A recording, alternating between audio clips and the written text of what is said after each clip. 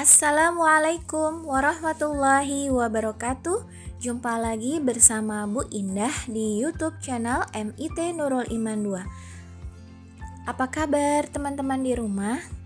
Semoga teman-teman di rumah selalu dalam keadaan sehat, tetap semangat, dan selalu dalam lindungan Allah Subhanahu wa Ta'ala.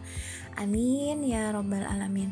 Seperti biasa, Bu Indah mau mengingatkan sebelum belajar teman-teman harus sudah sarapan terlebih dahulu. Dan jangan lupa sholat duha dan hafalan surat pendeknya ya. Diulang-ulang kembali. Baik, sebelum kita mulai, yuk sama-sama kita mengucap basmalah. Bismillahirrahmanirrahim. Rabbi zidni ilma warzuqni fahma. Ya Allah, tambahkanlah ilmuku dan berikanlah aku pemahaman yang baik. Amin.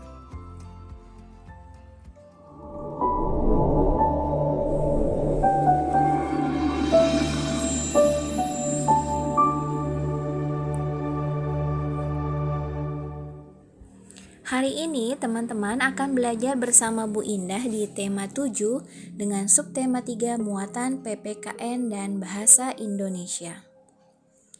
Yang pertama kita akan belajar PPKN terlebih dahulu ya. Sudah siap kan teman-teman di rumah? Yuk kita lihat slide selanjutnya ya. Keberagaman ciri tubuh teman di sekolah. Ciri tubuh dapat dibedakan secara langsung dengan mata. Contoh ciri tubuh yaitu jenis rambut dan tinggi badan. Ciri tubuh kamu dan temanmu dapat berbeda. Perbedaan ciri tubuh membuatmu menjadi unik dan istimewa. Kita harus bersyukur atas ciri tubuh kita. Perbedaan ciri tubuh dapat dimanfaatkan untuk kebaikan. Dalam hal tinggi badan, kita harus saling menghormati dalam perbedaan tinggi badan. Kita tidak boleh mengejek teman yang berbadan pendek. Saat membagi kelompok, kita juga harus selalu adil. Kebersamaan harus selalu dijaga meskipun dalam perbedaan. Ada pertanyaan nih teman-teman. Apa yang akan terjadi jika ada salah satu temanmu yang tidak menghormati perbedaan tinggi badan? Kira-kira apa yang terjadi teman-teman? Pastinya teman yang berbeda tinggi badan akan sedih karena tidak dihargai dan tidak dihormati. Selanjutnya, keberagaman kegemaran teman di sekolah. Setiap orang memiliki kegemaran yang berbeda-beda. Oleh karena itu, kegiatan yang dilakukan juga berbeda. Saat di kelas, kamu harus menggunakan waktumu untuk belajar. Saat istirahat, dapat kamu gunakan untuk bermain. Salah satunya adalah membaca buku di perpustakaan. Ada beragam kegiatan kesukaan saat di perpustakaan. Kita harus menghargai kegiatan teman saat di perpustakaan.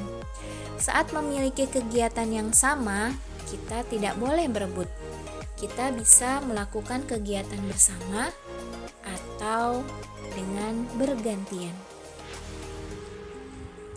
Saat jam istirahat di sekolah, kamu tidak dapat memaksa temanmu melakukan kegiatan yang sama denganmu. Kamu harus menghargai jika ada teman yang berbeda kegemaran denganmu.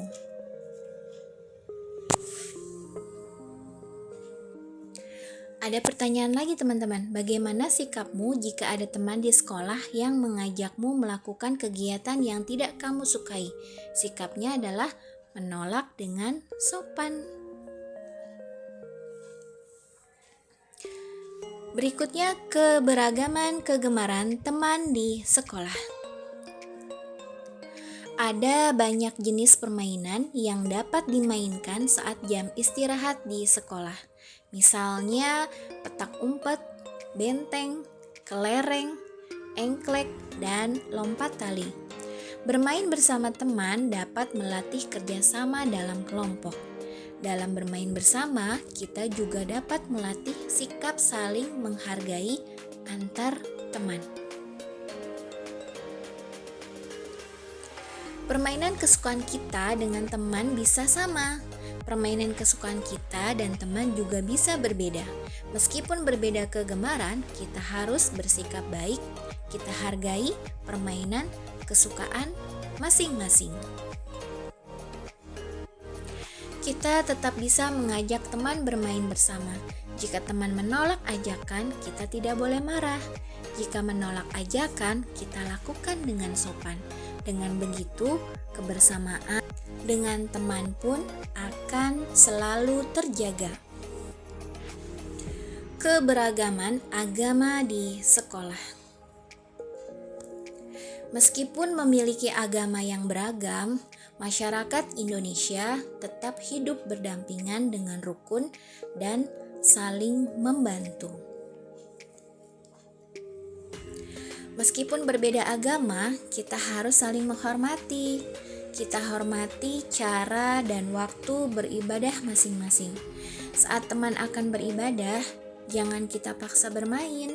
Kita izinkan teman untuk beribadah terlebih dahulu. Semua harus saling menghargai dan menghormati antar pemeluk agama. Manfaatnya, kita dapat memiliki banyak teman dan tenang dalam beribadah. Selanjutnya, kita akan belajar muatan bahasa Indonesia. Yang pertama adalah informasi dari fabel. Fabel merupakan cerita fiksi singkat yang menggunakan hewan sebagai tokohnya. Kita dapat memahami isi fabel dengan cara membaca atau mendengarkan fabel dengan seksama. Informasi yang dapat ditemukan dalam fabel antara lain nama tokoh, karakter tokoh, dan peristiwa yang dialami tokoh. Simaklah cuplikan fabel berikut. Di suatu perkebunan, hiduplah seekor kelinci bernama Gary. Gary tinggal bersama adiknya, Lily. Datanglah sekelompok tikus tanah ke perkebunan itu. Mereka membuat lubang di mana-mana. Lihatlah perkebunan itu, banyak lubang sejak kehadiran tikus tanah, ucap Gary. Iya kak, bagaimana kalau kakak menegur mereka? Ucap Lily. Nah, tokoh dalam fabel tersebut adalah Gary, Lily, dan sekelompok tikus tanah. Tokoh-tokoh dalam fabel tersebut tinggal di perkebunan. Informasi dalam fabel tersebut yaitu sekelompok tikus tanah membuat lubang-lubang di perkebunan. Kata sapaan dalam fabel. Kata sapaan adalah kata yang digunakan untuk menyapa atau menegur seseorang saat berbicara langsung. Kata sapaan juga dapat dijumpai dalam fabel, yaitu kalimat yang diucapkan oleh para tokoh.